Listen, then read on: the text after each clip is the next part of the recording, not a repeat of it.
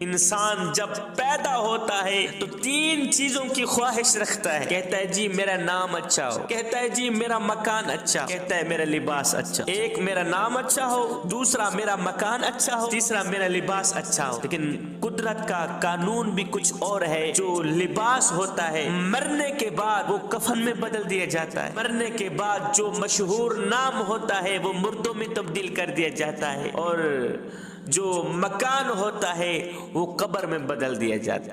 ایک بوڑھا شخص گلی کے ایک کونے پر بیٹھا تھا. اپنے کانپتے ہوئے ہاتھوں سے اپنی پھٹی ہوئی چادر کو سی رہا تھا.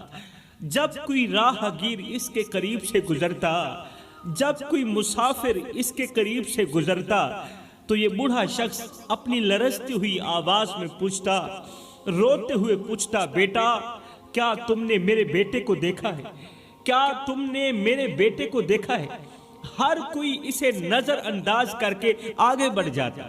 وہ بوڑھا وہیں بیٹھا اپنی کمزور آنکھوں سے ہر طرف دیکھتا رہتا اور ساتھ ہی کہتا رہتا, لوگو تم نے میرے بیٹے کو دیکھا ہے, تم نے میرے بیٹے کو دیکھا ہے. ایک دن ایک نوجوان اس بابا جی کے پاس آیا, قریب بیٹھ کر پوچھا, بابا آپ کا بیٹا کہاں ہے؟ بار بار تم کہتے ہو لوگو تم نے میرے بیٹے کو دیکھا ہے, بتاؤ تو صحیح تمہارا بیٹا کہاں ہے؟ یہ سنتے ہی بوڑھے باپ کی آنکھوں میں آنسو آ گئے. وہ کانپتی ہوئی آواز میں بولا بیٹا میرا بیٹا مجھے چھوڑ کر چلا گیا ہے. میرا بیٹا مجھے تنہا اکیلا چھوڑ کر چلا گیا. میرا بیٹا مجھے بے یار و مددگار چھوڑ کر چلا گیا. شاید اس نے مجھے اس لیے چھوڑ دیا ہوگا کہ میں اب کمزور ہو گیا ہوں, میری کمر جھک گئی ہے, میرے ہاتھ کانپنے لگے. شاید میرے بیٹے کو میرا بوڑھا ہونا بوجھ لگا ہوگا. ہائے اسے میرے ہاتھوں کی دعائیں نظر نہ آئیں, میری کپ کپاتی انگلیاں نظر نہ آئیں, میری کمزور آنکھیں نظر نہ آئیں, میرا کمزور کندھا نظر نہ آیا. وہ بھول گیا کہ جس شاخ نے اسے سایہ دیا تھا وہ شاخ آج اپنے پتے کھو رہی ہے. وہ بھول گیا کہ جس باپ نے اس کی مسکراہٹ کے لیے اپنی ہڈیاں کمزور کی, اس کی مسکراہٹ کے لیے اپنی ہڈیاں کمزور کی, وہ بیٹا اس باپ کی دعاؤں کے بغیر کچھ بھی نہیں ہے. بھائیو میرا بیٹا اپنی بیوی کی باتوں پر آ کر مجھے تنہا اکیلا چھوڑ کے چلا گیا, یہ کہہ کر چلا گیا کہ ابا میں ابھی آ رہا ہوں, ابھی تجھے لینے آ رہا ہوں. 3 دن گزر گئے ہیں, میرا بیٹا ابھی تک مجھے لینے نہیں آیا. میں 3 دن کا بھوکا ہوں, کسی نے مجھے روٹی نہیں دی, کسی نے مجھے پانی نہیں دیا. اللہ کا کرنا ایسا ہوا, اپنا درد سناتے سناتے, اپنے دکھ سناتے سناتے این اسی وقت بوڑھے کی موت واقع ہو گئی. بوڑھا شخص مر گیا, بوڑھا مر گیا, مگر مرنے سے پہلے ایک جملہ دے کر مرا تھا. کہنے لگا, بھائیو جا کر میرے بیٹے کو کہہ دینا, او میرے لخت جگر, میرے نور نظر, تو نے میرے ساتھ جو کچھ بھی کیا میں نے تجھے معاف کیا. تو نے مجھے نوکر سمجھا, میں نے تجھے معاف کیا. تو نے مجھے دھکے دے کر گھر سے باہر نکالا, میں نے تجھے معاف کیا. تو میرا بیٹا ہو کر میرے ساتھ نوکروں کا سا سلوک کرتا رہا, میں نے وہ بھی تجھے معاف کیا. مگر بیٹے میری ایک چھوٹی سی خواہش ہے, آخری خواہش ہے, یہ پوری کر دینا کہ جب بھی میری قبر پر آنا, جب بھی میری قبر پر آنا تو مسکراتے ہوئے آنا, روتے ہوئے مت آنا, کیونکہ اس وقت تیرے آنسو صاف کرنے کے لیے میرے پاس ہاتھ نہیں ہوں گے, میرے پاس ہاتھ نہیں ہوں گے تیرے آنسو صاف کرنے کے لیے. اس لیے جب تو میری قبر پر آنا تو مسکراتے ہوئے آنا, روتے ہوئے مت آنا. اگر تو روتے ہوئے میں باپ کی قبر پر آئے گا تو قبر کے اندر بھی مجھے سکون نہیں ملے گا کہ میرا بیٹا رو رہا ہے. ہائے وہ باپ جو ساری زندگی اپنے اولاد کی دکھ سہ کے جیا, آج اپنے آخری وقت میں بھی ظالم اولاد کو معاف کر کے ہی اس دنیا سے رخصت ہو رہا ہے. جوانو رات کا سناٹا تھا, مدینے کی گلیاں خاموش تھیں اور ہر طرف سکون کا عالم تھا. اچانک مسجد نبوی کے قریب سے ایک درد بھری آواز گونجی, اچانک مسجد نبوی کے بالکل قریب سے ایک درد بھری آواز گونجی۔ وہ آواز کچھ اس طرح کی تھی کہ یا اللہ، میں نے تیرے دیے ہوئے امتحان پر صبر کیا، میری اولاد کی طرف سے مجھے جو دکھ ملے میں نے قبول کیے، مجھے جو درد ملے میں نے قبول کیے۔ یا اللہ، میں نے اپنی اولاد کے لیے اپنا سب کچھ قربان کیا، اپنی اولاد کے لیے اپنا سب کچھ کھو دیا، مگر آج وہی اولاد مجھے دھتکار کر بھکاری بنا کر چلی گئی۔ آج اس اولاد نے مجھے دھکے دے کر گھر سے باہر نکال دیا، مجھے دھتکار کر بھکاری بنا گئی۔ اللہ، کیا یہ وہی اولاد ہے جسے میں نے اپنی دعاؤں سے مانگا تھا، جس اولاد کو رو رو کر مانگا تھا؟ میں اپنی رگوں سے خون نکالتا رہا، اولاد کی رگوں میں ڈالتا رہا، میں اپنے منہ سے روٹی کے نوالے نکالتا رہا، اولاد کے منہ میں ڈالتا رہا۔ کیا یہ وہی اولاد ہے جس نے مجھے دھکے دے کر گھر سے باہر نکال دیا، جس کی وجہ سے میں دن رات پریشان ہوں؟ ادھر سے حضرت سیدنا عمر فاروق رضی اللہ تعالی عنہ، آپ کا معمول تھا کہ آپ رات کو مدینے کی گلیوں میں گشت فرمایا کرتے تھے۔ معمول کے مطابق آج بھی آپ مدینے کی گلیوں میں گشت کر ہی رہے تھے، گشت پر ہی تھے کہ حضرت عمر فاروق بابا جی کی یہ دل دہلا دینے والی آواز سن کر رک گئے، آپ ٹھہر گئے۔ حضرت عمر نے فوراً بابا جی کی طرف قدم بڑھائے، قریب جا کر ایک بوڑھے شخص کو مسجد کے دروازے کے قریب زمین پر بیٹھے ہوئے پایا۔ آپ نے دیکھا ایک بوڑھا شخص ہے، چٹی داڑھی ہے، مسجد نبوی کے قریب زمین پر بیٹھا رو رہا ہے۔ اس بوڑھے کے ہاتھ آسمان کی طرف اٹھے ہوئے ہیں اور آنکھوں سے آنسو بہ رہے ہیں۔ اللہ اکبر۔ حضرت عمر فاروق رضی اللہ تعالی عنہ نے بابا جی سے نرمی سے پوچھا، بابا کیا بات ہے؟ تم اتنے غمگین کیوں ہو؟ تم اتنے پریشان کیوں ہو؟ ہے بوڑھے نے اپنا سر اٹھایا اور جیسے ہی امیر المومنین کو دیکھا، دیکھتے ہی دیکھتے اس کے رونے اور سسکیوں میں اور اضافہ ہو گیا۔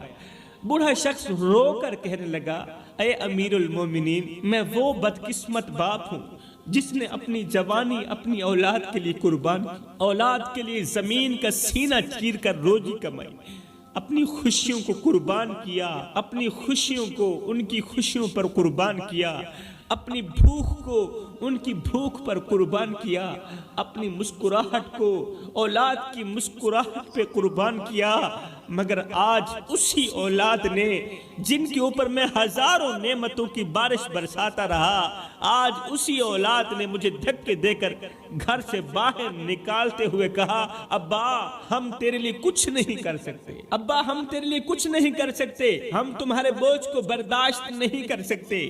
یا امیر المومنین، میں وہ بدقسمت باپ ہوں جو کڑکتی دھوپ میں تتی ریت کے اوپر اپنی اولاد کے لیے روزی روٹی کماتا رہا کہ مجھے کچھ ملے نہ ملے، میرے بچوں کو روٹی کا ٹکڑا مل جائے، میرے بچوں کی ہر چھوٹی موٹی خواہش پوری ہو۔ حضرت آج ان بچوں نے میرے ساتھ وہ سلوک کیا جو ایک ظالم آقا اپنے غلام کے ساتھ بھی نہیں کرتا، ایک ظالم مالک اپنے نوکر کے ساتھ بھی نہیں کرتا۔ میری اولاد نے مجھے دھکے دے کر گھر سے باہر نکال دی۔ ہائے، بوڑھے کے درد بھرے جملے سنتے ہی حضرت عمر فاروق رضی اللہ تعالی عنہ کے چہرے پر غصے اور دکھ کے آثار نمایاں ہو گئے۔ حضرت عمر نے روتے ہوئے ایک گہری سانس لی اور ساتھ ہی کہا، بابا تمہارے نافرمان بیٹے کہاں ہیں؟ کہاں ہیں وہ بدماش جنہوں نے تجھ جیسے باپ کو دھکے دے کر گھر سے باہر نکال دیا؟ تمہارے نافرمان بیٹے کہاں ہیں؟ مجھے ان کے پاس لے چلو۔ آج اگر عمر زندہ ہے، آج اگر عمر سلامت ہے تو کسی باپ کے ساتھ نا انصافی نہیں ہوگی۔ بوڑھے نے کانپتے ہوئے ہاتھوں سے قریب ہی ایک گھر کی طرف اشارہ کیا۔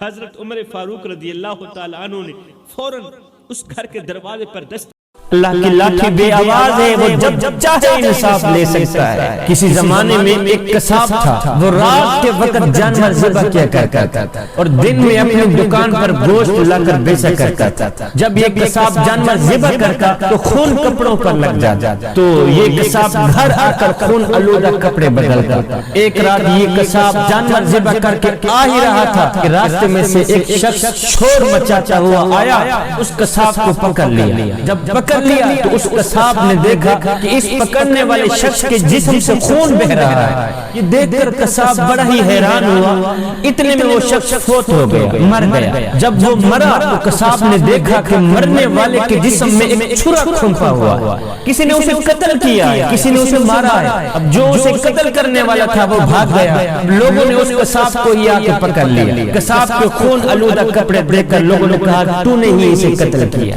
تو ہی اسی کا قاتل ہے۔ لوگوں نے اس قصاب کو پکڑ لیا، قاضی کے پاس لے گئے، قصاب پر مقدمہ چلایا گیا۔ لوگوں کی گواہی سن کر قاضی نے قصاب کو پھانسی کا فیصلہ سنا دیا۔ جب قصاب کو پھانسی کے لیے تختے پہ لایا گیا تو قصاب کی آنکھوں سے آنسو نکل رہے تھے۔ قصاب کی آنکھوں سے نکلے آنسو دیکھ کر تختے پر لانے والے پولیس افسر نے پوچھ لیا کیوں رو رہے ہو؟ اب کچھ زیادہ ندامت ہونے لگ گئی۔ اس قصاب نے کہا میاں ندامت تو ہو ہی رہی ہے، لیکن میں اس بندے کا قاتل نہیں ہوں جس کی سزا مجھے ابھی مل رہی ہے، اصل میں کسی اور کا قاتل ہوں۔ میاں میں اس بندے کا قاتل نہیں ہوں جس کی سزا مجھے مل رہی ہے، جس کی سزا میں مجھے پھانسی دی جا رہی ہے، اصل میں کسی اور کا قاتل ہوں۔ پولیس والے نے کہا وہ کیسے؟ قصاب نے کہا میاں سن، میں بہت عرصہ پہلے کشتی چلایا کرتا تھا، ایک بہت بڑا دریا تھا، دریا کے اس کنارے کے لوگوں کو دوسرے کنارے تک پہنچاتا تھا۔ ایک دن ایک لڑکی میری کشتی پہ سوار ہوئی، جب میں نے اس لڑکی کو دیکھا تو وہ چاند کا ٹکڑا ہے، بڑی ہی حسین و جمیل حسن کی ملکت، اللہ تعالیٰ نے بڑی ہی حسن سے نواز رکھا تھا۔ میرا دل اس لڑکی پر فدا ہو گیا، میں نے اس لڑکی کو اشارے میں بات کی اور اس لڑکی نے مجھ سے اشارے میں بات کی، تو میں نے اپنی خواہش کا اظہار کیا کہ میں تم سے اپنی خواہش پورا کرانا چاہتا ہوں۔ اس نے کہا نہیں، اس سے بہتر ہے کہ ہم نکاح ہی کر لیں۔ کہا وہ کیسے ہوگا؟ وہ جوان لڑکی نے کہا کہ تم میرے والدین کے پاس جا کر رشتہ مانگ، وہ تجھے رشتہ دے دے، پھر ساری زندگی اکٹھے رہیں۔ کہتا ہے میں نے جا کر لڑکی کے والدین سے رشتے کی بات کی، انہوں نے کہا ہماری لڑکی تو اتنی حسین و جمیل ہے، خوبصورت، پڑھی لکھی ہے، اللہ کی نیک بندی ہے، تیرے اندر تو ہمیں ایک خوبی بھی نظر نہیں آتی، لہذا ہم تجھے اپنی لڑکی کا رشتہ نہیں دیتے، تو یہاں سے چلا جا۔ میں بہت ہی مایوس ہو کر واپس چلا گیا۔ میری اس محبت میں، میرے پیار میں، میری مایوسی میں 2 سال گزر گئے۔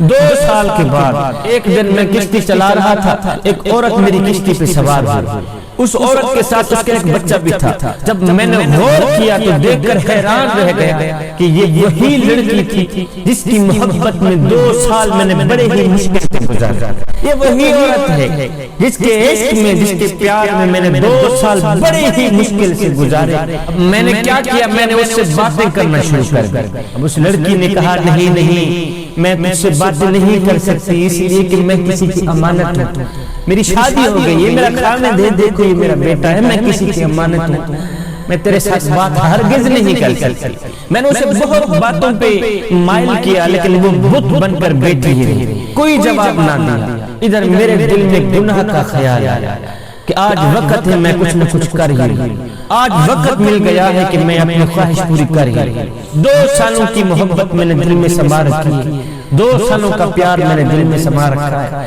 آج وقت مل گیا ہے کہ میں کچھ نہ کچھ کر ہی لوں اس کا۔ اب میں نے اس لڑکی کو کہا کہ میرے قریب آؤ، میری خواہش پوری کرو۔ وہ لڑکی کانپ اٹھی، کہا خدا کا نام لو، اللہ سے ڈرو، اس کے عذاب سے ڈرو، میں کسی کی امانت ہوں۔ قصاب کہتا ہے میرے اوپر درندگی کا بھوت سوار تھا، میں نے اس کے معصوم بچے کو چھین لیا۔ میں نے کہا اب میری خواہش پوری کرا دو تو ٹھیک ہے، نہیں تو تیرے بچے کو مار دوں گا۔ کہتی نہیں، ہرگز نہیں، میں اللہ کے حکم کو نہیں توڑ سکتی۔ تو میں نے اس کے بچے کو دریا میں ہی ڈال دیا، مار دیا، اس کو ختم کر دیا، پانی میں ہی پھینک دیا۔ میں نے کہا تیرا بچہ تو اب مر گیا، اب تیرے پاس وقت ہے۔ وہ چیختی رہی، چلاتی رہی، میرے آگے منتیں کرتی رہی، میرے آگے وسیلے دیتی رہی، میرے آگے فریاد کرتی رہی، لیکن مجھے پھر بھی رحم نہ آیا اور میرا دل پھر بھی نرم نہ ہوا۔ میں نے کیا کیا؟ زبردستی سے اس لڑکی کو پکڑا، اس کے ساتھ میں نے گناہ کیا۔ گناہ کرنے کے بعد میرے ذہن میں خیال آیا کہ اگر اسے میں ایسے چھوڑ دوں تو یہ گھر جائے گی، اپنے بچے کے قتل کا مقدمہ میرے اوپر درج کرائے گی اور مجھے پھانسی پہ لٹکا دے گی۔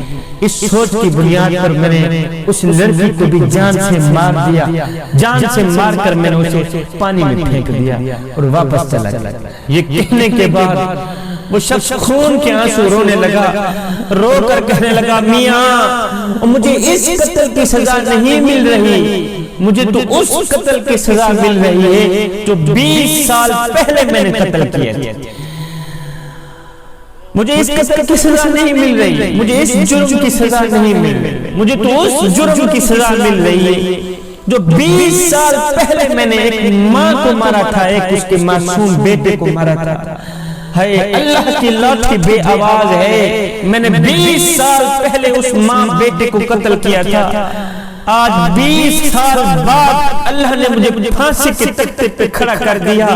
میاں اس آدمی کو میں نے ہرگز قتل نہیں کیا، یہ جو مجھے سزا مل رہی ہے یہ 20 سال پہلے جو میں نے قتل کیے تھے یہ اس کی سزا مل رہی ہے۔ اللہ کی لاٹھی بے آواز ہے، وہ جب چاہے انصاف لے سکتا ہے۔ جوانوں جیسا کرو گے ویسا بھرو گے، آج نہیں تو کل، کل نہیں تو پرسوں، زندگی کے کسی نہ کسی موڑ پہ اپنا کیا آخر بھگتنا ہی پڑے گا۔ نیکی کرو گے، نیکی کل تمہارے کام آئے گی، دنیا میں بھی کام آئے گی، آخرت میں بھی کام آئے گی۔ کسی کی بیٹی کو اپنی بیٹی سمجھ کر اس کے سر پر شفقت بھرا ہاتھ رکھو گے تو کل تیری بیٹی کے سر پر بھی کوئی شفقت بھرا ہاتھ رکھے گا۔ کسی کی بیٹی کو اپنی بیٹی سمجھو گے تو کوئی تیری بیٹی کو بھی اپنی بیٹی سمجھے گا۔ اگر تو کسی کی عزت اور آبرو کا محافظ رہے گا تو اللہ تعالیٰ فرشتے بھیج کر تیری بیٹی کی عزت اور آبرو کی حفاظت کرے۔ اور دوسری بات، میں یتیموں کے سروں پر شفقت بھرا ہاتھ رکھتا ہوں، اس لیے کہ جب میں مر جاؤں کوئی میری اولاد کے سر پر بھی شفقت بھرا ہاتھ رکھے۔ میں غریبوں کی مدد کرتا ہوں،